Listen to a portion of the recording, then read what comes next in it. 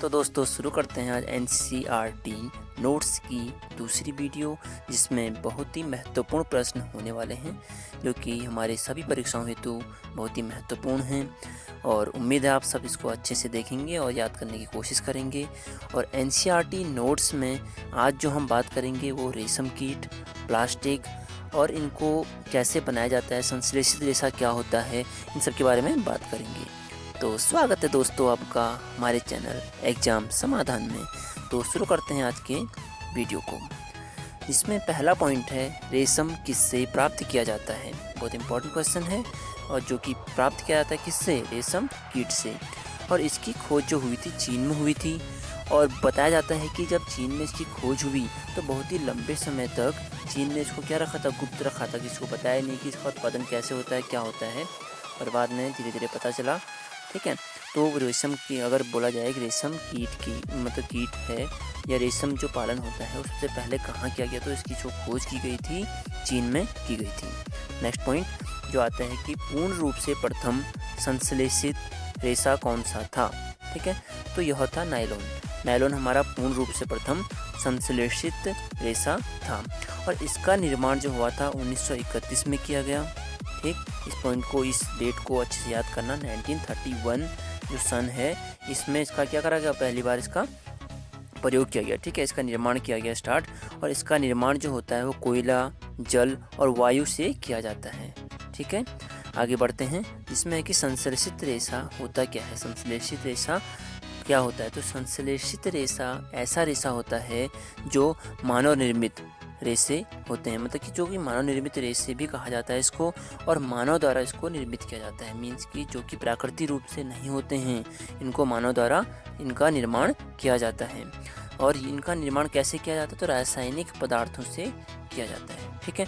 तो यहाँ पे हमारा मेन यहाँ पे अच्छा पॉइंट है कि जो संश्लेषित रेशा होता है वो क्या होता है, तो ये मानव निर्मित होता है। और इसके अगर मैं बोलूँ कुछ एग्जाम्पल हैं, जैसे कि रेयॉन, नायलॉन, ठीक है, पॉलिस्टर और एक्रिलिक, ये इसके उदाहरण हैं। तो कभी अगर बोला जाए संश्लेषित रेशा, तो इसमें कभी कंफ्यूज मत होना कि ये होता क्या। तो संश्लेषित रेशा वह रेशा होता है जो मानव द्वारा निर्मित होता है, बाकी जो प्राकृतिक रेशे होते हैं वो तो अलग होते हैं, ठीक है।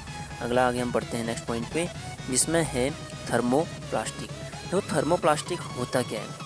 थर्मोप्लास्टिक ऐसा प्लास्टिक है जो कि अगर हम उसको गर्म करते हैं ना तो वो आसानी से बदल जाता है, ठीक है। उसमें परिवर्तन हम ला सकते हैं, मतलब अगर हमने किसी को गर्म करा, उसको थर्मो जो प्लास्टिक होता है, तो वह सरलता से क्या होगा, मुड़ जाता है, ठीक है, सरलतापूर्वक मुड़ जाएगा, और उसको हम क्या कहेंगे, तो थर्मोप्लास्टिक कहते हैं। अगर मैं कोई एग्जांपल इसमें देना चाहूँ तो अगर एग्जांपल पे जाते हैं, जैसे एग्जांपल मैं बोलूँ, इसका उदाहरण है पॉलीथीन हो गया, खिलौने, ठीक है, पॉलीथीन, खिलौने हो गया, कंघियाँ, बोतल, बाल्टी। जैसे आपने देखा होगा बोतल होती है ना, बोतल अगर मैं बोलूँ कि कोई बोतल ऐसे है, और उसको कभी देखना अगर हीट के पास में अगर आपने रखा है उसको, तो वो क्या होता है, अपनी उस साइड से पिचकने लग जाती है, ठीक है, और दूसरी शेप धारण कर लेती है। तो उसको हम क्या बोलते हैं, थर्मोप्लास्टिक बोलते हैं, क्योंकि क्या होता है कि अगर उसमें हम हीट दें तो उसमें हीट से उसमें चेंज हो जाता है, ठीक है। आगे बढ़ते हैं, जो होता है थर्मोसेटिंग प्लास्टिक, जिसका नाम है थर्मोसेटिंग। हम बोलते हैं ना कि अगर एक बाल्टी है उसमें हमने कुछ सीमेंट रख दिया और बाद में क्या हो जाएगा, वो सेट हो जाता है। तो सेट मतलब क्या होगा, सेटिंग मतलब जो सेट हो जाता है, एक बार अगर करा तो सेट हो जाएगा। तो थर्मोसेटिंग प्लास्टिक ऐसा प्लास्टिक है जिन्हें हम एक बार अगर सांचे में ढाल देते हैं तो उसके बाद उसमें दोबारा गर्म करने पर उसको नरम नहीं किया जा सकता। तो अगर मैं इसके उदाहरण देखते हैं, इससे पहले मैं बोलूँ कि देखो गर्म अगर मैं देखूँ कि हम बोतल में से पानी रखते हैं, गर्म पानी हमने बोतल में भरा, ठीक है, तो हम देखना कभी कि अगर बोतल कड़क होती है तो पानी अगर उसमें गर्म पानी रख दिया तो क्या होगा, बहुत ही सॉफ्ट टाइप की हो जाती है।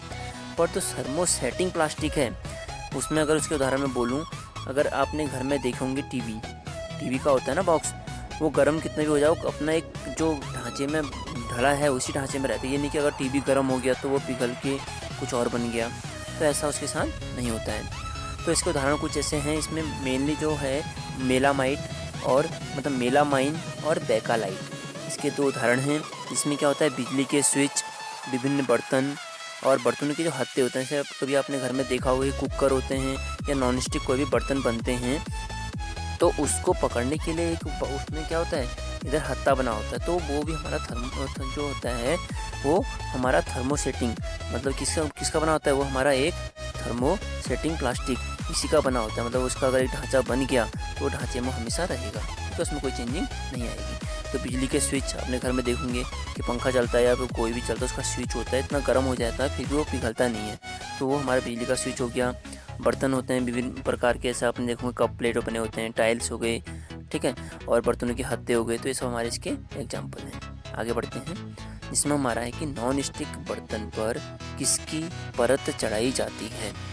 तो आपने घर में देखा होगा नॉन स्टिक एक मतलब कि ऐसा बर्तन होता है, काला काला देखा होगा, घर में काला कलर का बर्तन होगा, और उसमें अगर आप कभी कोई चीज़ बनाते हो तो चिपकता नहीं है उसमें, ठीक है, कभी चिपकता नहीं है। ऐसा आपने कभी देखोगे घर में तवे होते हैं ना, तवे होंगे उसमें हैंडल होगा यहाँ पे, तो इसमें एक अंदर यहाँ पे एक परत बनी होती है। तो ये परत जो बनी होती है वो किसकी बनी होती है, बहुत ही इंपॉर्टेंट क्वेश्चन है कि किसकी बनी होती है। ये होती है टेफ्लॉन, ठीक है, टेफ्लॉन की बनी होती है जो परत इसमें होती है, ठीक है। तो आगे बढ़ते हैं, इसमें है कि आग बुझाने वाले कर्मचारियों के कपड़ों को अग्निरोधक बनाने के लिए किसकी परत चढ़ाई जाती है या किसकी परत उसमें चढ़ी होती है। तो आपने देखा होगा जो आग बुझाने के लिए जाते हैं उन्होंने एक कोट टाइप का पहना होता है, बाहर से एक क्या होता है, एक ऐसी टोपी, मतलब पूरा ढका हुआ था, अंदर से पूरा बनियान टाइप की पहनी होती है, उन्होंने पूरा ढका होता है अपने शरीर को। तो उसको वो जब आग में जाते भी हैं तब भी जलते नहीं है, तो उसमें ऐसी कौन सी परत चढ़ी होती है जिससे वो नहीं जलते, तो उसमें मेलामाइन की परत चढ़ी होती है, जिससे क्या होता है उनके कपड़े ना जलें, ठीक है। आगे बढ़ते हैं कि जैव निम्नीकरण क्या होता है या जैव निम्नीकरणीय तत्व कौन से होते हैं। तो ऐसे पदार्थ जो जीवाणु की क्रिया द्वारा अपघटित हो जाते हैं। उसने क्या बोला कि ऐसे पदार्थ जो क्या होते हैं जीवाणु की अभिक्रिया द्वारा अपघटित हो जाते हैं। अपघटित क्या होता है कि जैसे आपने देखा होगा कि अगर आपने घर में देखा कि कोई सेब रखा हुआ है ऐसे, ठीक है, वो कुछ दिन में अगर आप उसे रखे रहोगे तो क्या होता है, सड़ने गलने लग जाता है ना, देखा होगा घर में, वो सड़ने गलने लग जाता है, उसे क्या बोलते हैं कि अपघटित होना बोलते हैं। तो जैव निम्नीकरणीय पदार्थ वह पदार्थ होते हैं जो कि अगर उसको कुछ टाइम हम रख दें तो वो क्या होता है, सड़ने या गलने लग जाते हैं। और सड़ते गलते कैसे हैं, जब उस पर जीवाणु उस पर क्रिया करता है तो वो क्या होता है, उसको गलाने लग जाता है। तो वो जब गलने लग जाएगा तो उसको क्या बोलेंगे, जैव निम्नीकरणीय बोलूँगा। जैव निम्नीकरणीय में ये वाले पदार्थ आएंगे, जैसे कौन से, सब्जियों और फलों के छिलके। आपने देखा होगा कि उनको अगर कोई गड्ढे में रख दो कुछ दिनों में क्या होते हैं, ये सड़ने लग जाते हैं और स्मेल आने लग जाती है। कागज़ अगर कहीं पर रखा हुआ है फाड़ के तो कुछ दिन में क्या होगा, कागज़ गायब हो जाता है वहाँ से, उससे मतलब क्या होगा, गल जाएगा या फिर अपघटित हो जाता है। लकड़ी हो गया, देखा होगा आपने कि सड़ जाती है। सूती कपड़ा, ऊनी वस्त्र, तो ये क्या होते हैं, टाइम के बाद ये सड़ जाते हैं या फिर क्या होता है, जीवाणु द्वारा अपघटित कर दिए जाते हैं, ठीक है। ये होते हैं हमारे जैव निम्नीकरणीय। आगे आता है जैव अनिम्नीकरणीय। तो इसमें कौन कौन से पदार्थ आते हैं और ये होता क्या है। तो अगर हमको पता है कि जैव निम्नीकरणीय क्या होता है तो हम जैव अनिम्नीकरणीय के बारे में आइडिया लगा सकते हैं, और एग्जाम में अगर आप छोटी क्लास में पढ़ते हो तो आराम से कुछ भी लिख सकते हो, और अगर कहीं बड़े एग्जाम्स में, अगर कंपटीशन एग्जाम में जाते हो तो इसमें अच्छे से पॉइंट बना के वहाँ पे जो भी होगा उसको समझ के कर सकते हो। तो जैव अनिम्नीकरणीय ऐसे पदार्थ जो प्राकृतिक प्रक्रियाओं द्वारा सरलता से विघटित नहीं होते। मीन्स कि अगर हमने ये देखा कि आपने कोई या डिब्बा है, ठीक है, या फिर आपने देखा होगा कि कहीं पे पन्नियाँ पड़ी होती हैं घरों के आसपास, ठीक है, वो कहीं पड़ी हैं तो वो बहुत टाइम तक पड़ी ही रहती हैं, वो ना सड़ती है ना गलती हैं। आपने देखा होगा, ध्यान दिया होगा तो ऐसे पड़े रहते हैं। तो ये कौन से पदार्थ में आते हैं, अनिम्नीकरणीय। इसमें मैं बोलूँ प्लास्टिक की थैलियाँ हो गई, टीन के बर्तन जैसे हो गए, टीन होता है, और धातुओं के डिब्बे हो गए, लोहे और जैसे डिब्बे बने होंगे, देखा हो घर में आपने, तो वो क्या होते हैं, पड़े के पड़े ही हैं कितने टाइम से, और ना तो सड़ते हैं ना गलते हैं। तो ये हमारे किस में आते हैं, जैव अनिम्नीकरणीय में आते हैं, ठीक है।